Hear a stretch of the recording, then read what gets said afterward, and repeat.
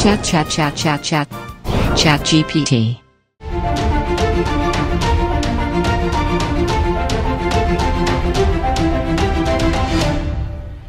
챗 GPT가 언론과 미디어에 미칠 영향에 대해서 말씀해 주세요. 그동안의 새로운 뉴미디어 테크놀로지가 언론 및 매체 생태계에 접목된 것을 보면 이번에도 미디어 생태계에 큰 변화를 줄 것이라고 생각을 합니다. 그런데 제가 생각하기에 챗 GPT의 등장도 기존 언론이나 기자분들에게는 그렇게 우호적이지만은 않은 그러한 상황이 될 거라고 봅니다.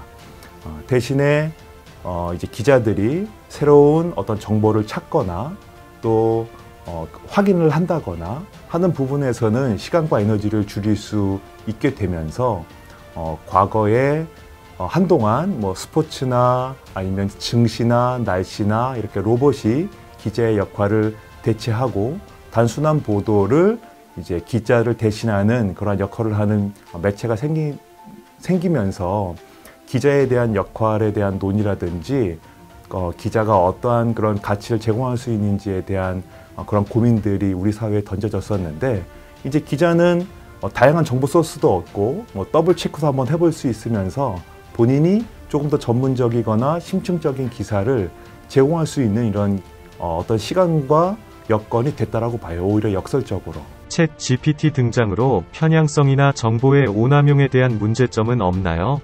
일단 그 DB화된 자료를 쓰기 때문에 이런 오남용 가능성이라든지 정보의 오류 또 편견 학습 가능성이 있는 거죠.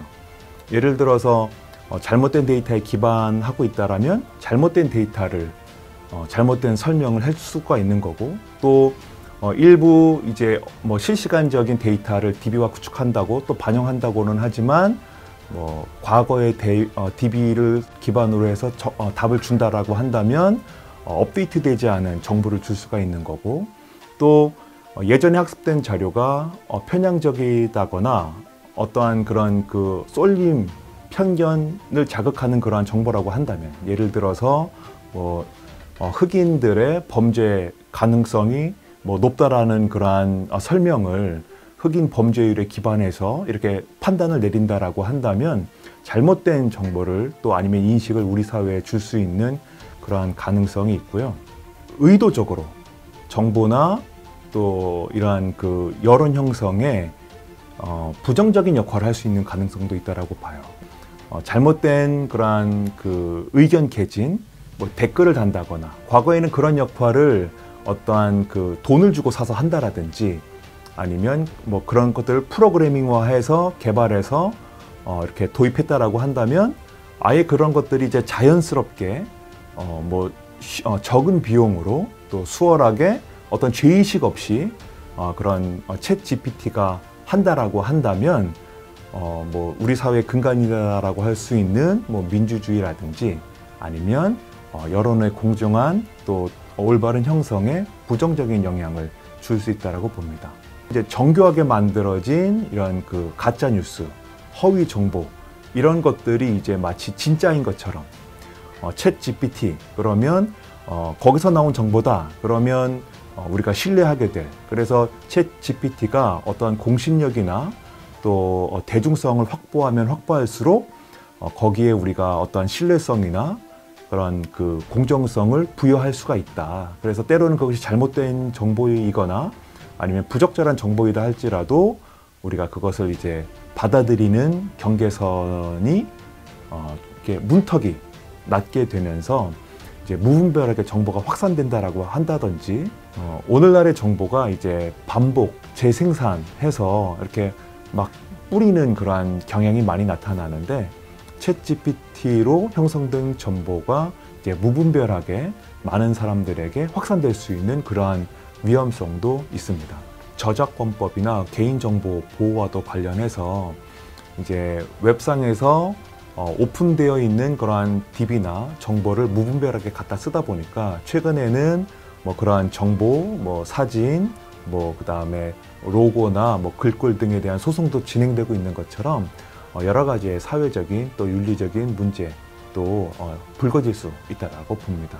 언론과 미디어의 이상적인 활용 방향은 챗 GPT 시대에 이제 기자들은 챗 GPT를 활용해서 어떠한 그 정보를 찾거나 또 더블 체크하는 시간을 이제 줄이고, 또 표나 그림이나 뭐 어떤 도표 같은 것들을 1차적으로 이렇게 비주얼하는 데 도움을 얻을 수 있기 때문에 기자들에게는 편의성을 제공할 부분이 있다고 봅니다.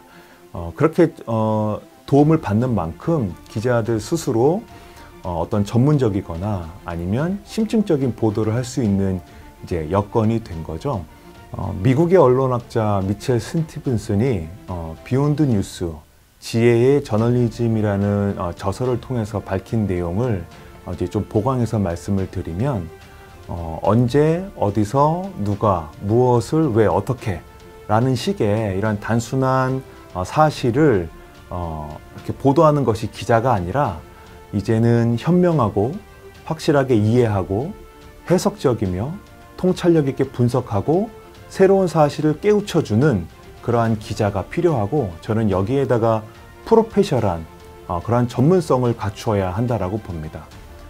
보도자료에 기반하고 출입처에 의존하고 또 누구나 접할 수 있는 정보를 앵무새처럼 되풀이하는 단순 사실 보도는 챗 GPT 시대에 설 자리가 좁아질 수밖에 없다라고 봅니다. 왜냐하면 로봇이 대체할 수 있으니까요.